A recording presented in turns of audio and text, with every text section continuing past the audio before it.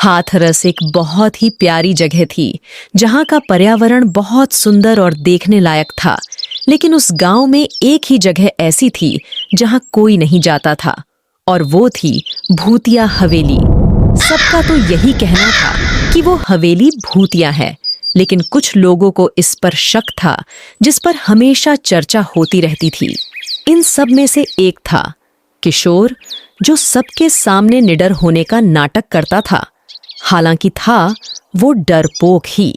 ओ प्रीति, तेरी याद में बन बैठा हूं आशिक, पर अब छोड़ो, सरपंच का घर आने वाला है। सुनेगा तो बहुत मारेगा, आखिर उसी की तो लड़की है प्रीति। हा हा हा हा हा हा हा हा हा हा हा। भाई देखियो जरा सामने से कौन आ रहा है, इसकी फिरकी लेते हैं चल। और भाई बहादुर, आज यहाँ कैसे पता हम किस बारे में चर्चा कर रहे हैं? अरे तू तो बहुत बहादुर है। एक शर्त लगाते हैं, आज जो भी उस भूतिया हवेली में अकेला जाएगा मैं उसे 500 रुपए दूंगा। बता लगाएगा शर्त। हाँ, क्यों नहीं, भला मैं किसी से डरता हूं क्या? आज ही चलते हैं, पर मेरी भी एक शर्त है। तुम दोनों भी मेरे साथ चलोगे, और नहीं गए तो दे देना 500 मेरे हाथ में। जोश में बहादुर ये कह तो देता है जिससे उसकी बेइज्जती ना हो, लेकिन अंदर ही अंदर वो कांप रहा होता है। यार मुझे नहीं लगा था ये डरपोक हवेली के अंदर जाने के लिए हाँ बोल देगा, और अगर हम वहां गए तो हमारा मरना पक्का है। लेकिन 500 रुपए का सवाल है, हम इसे बाहर ही छोड़ देंगे और हम लोग अंदर नहीं जाएंगे, सही है ना? ऐसा करके हम सब कुछ बचा लेंगे, और अगर ये वहां से वापस नहीं आया तो और भी अच्छा है, हमारा शक भी दूर होगा। जब किशोर अपने घर पहुंचता है तो वो सोचता है कि उससे कितनी बड़ी गलती हो गई, लेकिन उन सबको शाम को हवेली जाना था, इसलिए वो कुछ कर ना पाया। फिर रात होते ही तीनों निकल पड़ते हैं उस भूतिया हवेली की तरफ, और सबको डर लग रहा होता है कि आगे क्या होगा। जैसे जैसे वो सभी आगे बढ़ रहे थे, रास्ता और खराब होता जा रहा था। अब उन सबको और ज्यादा डर लगने लगा, और तभी किशोर बोला, भाइयों, हम कुछ ज्यादा ही आगे आ गए हैं। अब हमें घर चले जाना चाहिए, क्योंकि ये जगह मुझे कुछ सही नहीं लग रही। इसलिए अब ये मजाक या शर्त की बात नहीं है। अरे भाई, मैंने तो सुना था कि तुम बहुत बहादुर हो। अब इतना आगे आकर डर तो नहीं लग रहा। मुझे तो लगता तुम सच में बहुत बहादुर हो। चलो अब हवेली जाकर ही रहेंगे। मुझे भी तुम्हारी बहादुरी देखनी है। आखिर डर कैसा? अब कहीं तुम डर तो नहीं गए? फिर यही बात सुन के तीनों दोबारा चलने लगे, और इस बात से सुरेश बड़ा खुश होता, क्योंकि उसके 2 रुपए बच रहे थे। भाई, मुझे लग रहा है हमें कोई देख रहा है। बस चुपचाप चलते रहना, हमें आगे जाना है अभी बहुत। अब चलते चलते हवेली आ जाती हैं, और ये सभी बहुत डरे हुए थे।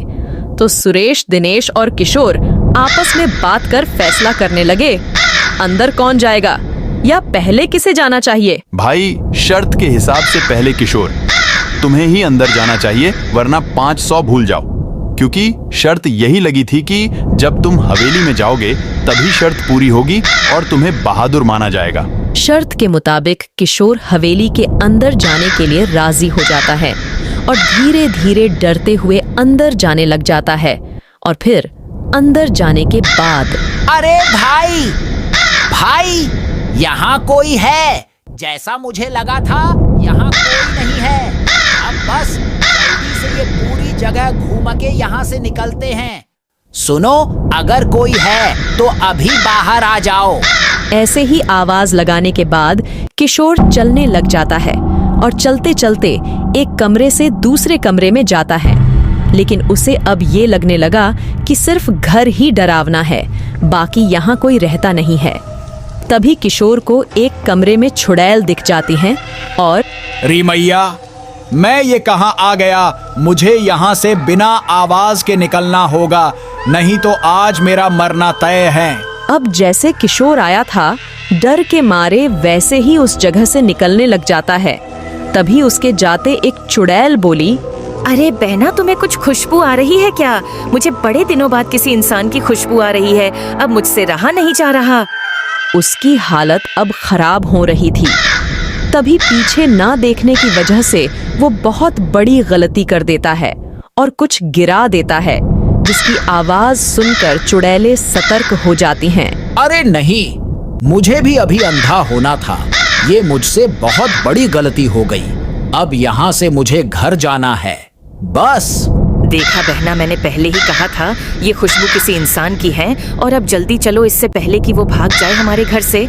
अब दोनों चुड़ैल भागते हुए जाती हैं ताकि किशोर वहां से भाग ना पाए, और जल्दी जल्दी दोनों चुड़ैल एक कमरे से दूसरे कमरे में जाती हैं। और तभी किशोर उनके आने की आवाज सुन लेता है और वो भी भागने लग जाता है। और अब चुड़ैल पीछे पीछे और किशोर आगे आगे।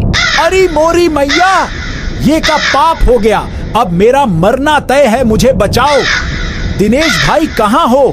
मैं इतनी जल्दी मरना नहीं चाहता हूँ। बचाओ, बचाओ, कोई है? बचाओ। जैसे ही किशोर बाहर आता है तो वो देखता है कि बाहर तो कोई है ही नहीं, और दिनेश और सुरेश तो पहले ही भाग चुके हैं। अब ये देखकर किशोर और तेजी से दौड़ा ताकि वो गांव तो पहुंच जाए, फिर शायद कोई उसकी मदद कर दे। हे राम, मुझे आज इन चुड़ैलों से बचा लीजिए। मैं आज के बाद किसी की बातों में आकर कोई भी गलत काम नहीं करूंगा। और अगर जिंदा बचा तो उस दिनेश और सुरेश को सरपंच के सामने ले जाऊंगा।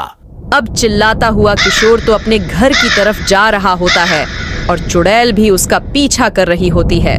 और शिकार के लालच में वो इतनी अंधी हो जाती है, उन्हें पता ही नहीं चलता कि सुबह हो चुकी है।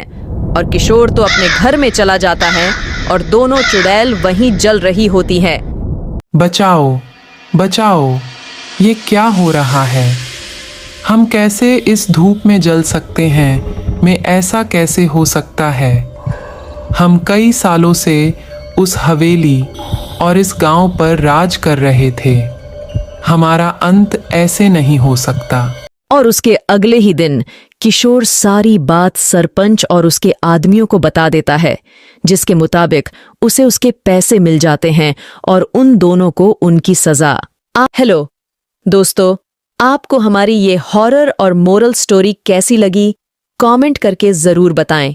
और इस वीडियो की लाइक और नए हैं तो चैनल को सब्सक्राइब करना ना भूले। हमारे साथ बने रहे नई स्टोरी के लिए।